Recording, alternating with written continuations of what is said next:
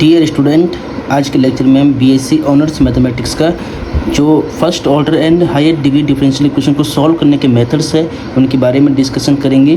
Previous lecture में मैंने आपको first order and higher degree differential equation का जो फर्स्ट मेथड था इक्वेशन सॉल्वेबल फॉर पी वो आपको समझाया था, इसका बेसिक आपको बताया था एंड 2-3 क्वेश्चन हमने सॉल्व किए थे। आज के लेक्चर में हम इसी मेथड को आगे प्रोसीड करेंगे, ठीक है।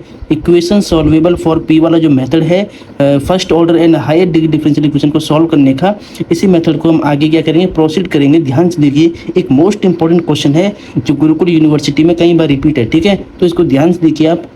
तो डियर स्टूडेंट, ये मोस्ट इंपॉर्टेंट क्वेश्चन है जो गुरुकुल यूनिवर्सिटी में कई बार रिपीट है, तो देखिए ध्यान से। इक्वेशन सॉल्वेबल फॉर पी पर है, ठीक है। Solve p q plus 2x p square minus y square p square minus 2x y square p equal to 0, ठीक है। इस डिफरेंशियल इक्वेशन का सॉल्यूशन फाइंड करना है by equation solvable for p से, ठीक है। तो कैसे करेंगे, सबसे पहले first of all we have to write solution. Exam में क्या लिखना है, solution and given differential equation, ठीक है। गिवन डिफरेंशियल इक्वेशन पूरा बेसिक से बताऊंगा। तो हमारे पास इक्वेशन गिवन है पी क्यूब प्लस में 2x पी स्क्वायर माइनस में y square p square minus में 2x वाई स्क्वायर पी, ठीक है, इक्वल टू 0, ठीक है। इसका सॉल्यूशन फाइंड करना है, तो कैसे करेंगे देखिए ध्यान से। देखिए सबसे पहले हम क्या करते हैं, 2x पी स्क्वायर एक्स वाले जो टर्म है ना, इस टर्म में x है और इस टर्म में x है, इन दोनों टर्म्स को एक साथ करिए आप, ठीक है। तो हम यहाँ पे लिखेंगे पी क्यूब, ठीक है। इसको पहले करते हैं y cube y square p square, फिर देखिए प्लस का हमारे पास है 2x पी स्क्वायर माइनस में चल रहा है 2x y square p, 2x y square p equal to 0 है, ठीक है। अब क्या करेंगे देखिए, इन दोनों में ध्यान से देखिए पी स्क्वायर कॉमन है, ठीक है। तो पी स्क्वायर कॉमन निकाल लो आप, तो यहाँ पर p बचेगा, यहाँ पे वाई स्क्वायर बचेगा माइनस का, ठीक है। और इन दोनों टर्म्स में ध्यान दीजिए, यहाँ पे प्लस है, इसको अभी सेम रखिए आप। देखिए इन दोनों टर्म्स में कॉमन क्या है, 2x p square 2x Y P है, यानी 2x पी कॉमन है, ठीक है। 2x पी क्या है, दोनों टर्म्स में कॉमन है, तो 2x पी हम कॉमन निकाल लेंगे। यहाँ पर क्या बचेगा, एक p बचेगा और वाई स्क्वायर बचेगा, ठीक है, इक्वल टू 0। अब इसके बाद देखिए p minus y square factor दोनों में कॉमन है, ठीक है। तो हम क्या करेंगे, p minus y square factor को बाहर की तरफ कॉमन लेंगे, ऐसे हम इसको कॉमन निकाल दिया हमने। अब देखिए इन दोनों फैक्टर कॉमन निकाला, तो यहाँ क्या बचेगा, पी स्क्वायर प्लस में 2x पी, ठीक है। p minus y square factor को बाहर की तरफ कॉमन लिया, तो इधर पी स्क्वायर बचेगा, इधर 2x पी बचेगा इक्वल टू 0, ठीक है। इसके बाद क्या करेंगे, इसके बाद देखिए ये होल फैक्टराइज हो रहा है, ठीक है।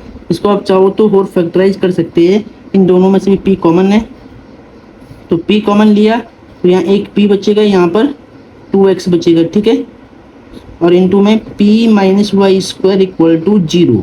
एक बात ध्यान रखनी है, अगर किसी डिफरेंशियल इक्वेशन की पावर 3 है तो उसके 3 जनरल सॉल्यूशन होंगे, ठीक है। 3 सॉल्यूशन उसके निकलेंगे और उनको हम कंबाइन करके लिख देंगे। अगर हाईएस्ट पावर 2 होती तो इसके 2 सॉल्यूशन निकलते और उसको हम कंबाइन करके लिखते, ठीक है।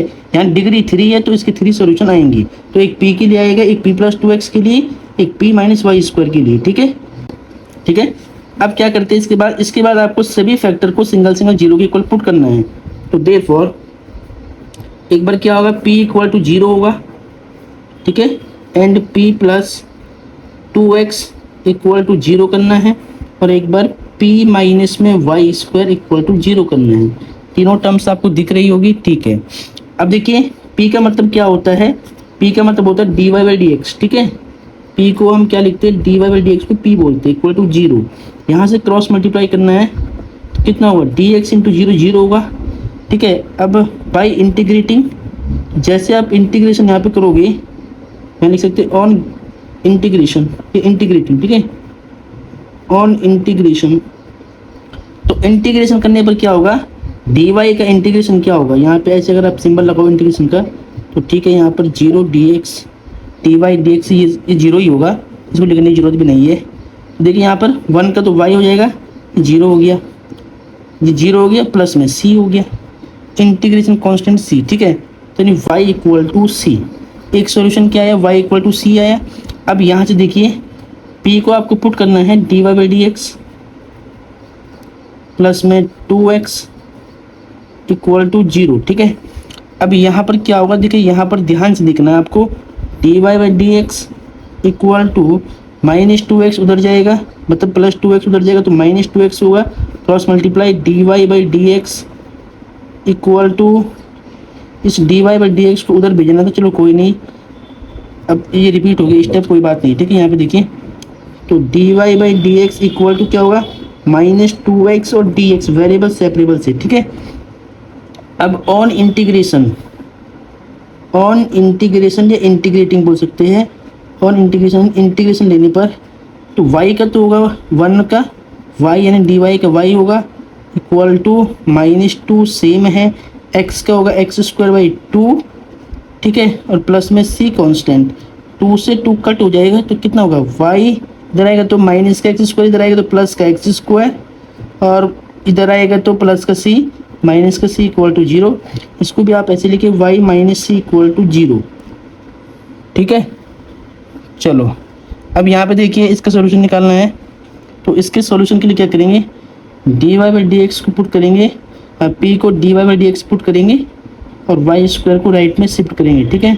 वेरिएबल सेपरेबल करेंगे तो dy इस y² को नीचे लाएंगे और dx को उधर ले जाएंगे, ठीक है। अब ऑन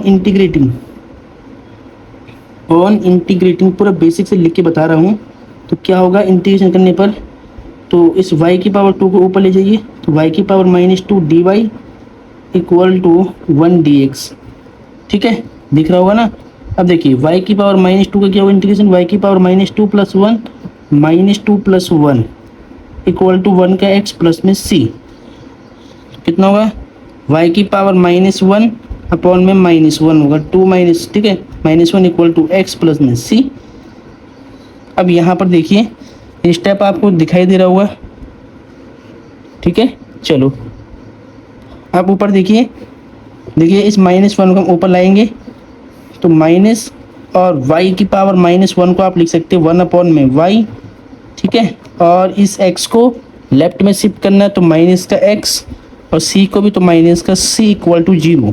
आप चाहो तो सभी इक्वेशन में c1 c2 c3 मान सकते हैं, लास्ट में आपको एक c लिखना पड़ेगा, तो इसलिए मैं यहाँ पर c मान के चल रहा हूँ क्योंकि अलग इक्वेशन है, अलग सॉल्यूशन होगा इसका, ठीक है। अब देखिए c की वैल्यू अलग होगी, अब देखिए ध्यान से, तो इक्वेशन फर्स्ट, इसको चाहो तो आप फर्स्ट भी मान सकते हैं, फर्स्ट सेकंड एंड थर्ड, ठीक है। तो अब आपको लिखना है कि हेंस रिक्वायर्ड सॉल्यूशन, तो required solution of given differential equation, ठीक है। तो रिक्वायर्ड सॉल्यूशन हम कैसे लिखेंगे, इन सभी इक्वेशंस को कंबाइन कर देंगे मल्टीप्लाई में, ठीक है। तो सबसे पहले क्या है, y माइनस सी है, उसके बाद क्या है y plus x² minus c, y plus x² minus में c इंटू में लास्ट वाली इक्वेशन क्या है, -1 अपॉन y माइनस में x minus c equal to 0। तो डियर स्टूडेंट इस मोस्ट इंपॉर्टेंट डिफरेंशियल इक्वेशन का सॉल्यूशन होगा y minus c, y plus x² minus c into 1 minus y 1 upon y minus x minus c equal to 0, ठीक है। तो question most important है, Gurukul university में कई बार रिपीट है, तो इसको ध्यान रखना है, 5 नंबर 6 नंबर में आता है।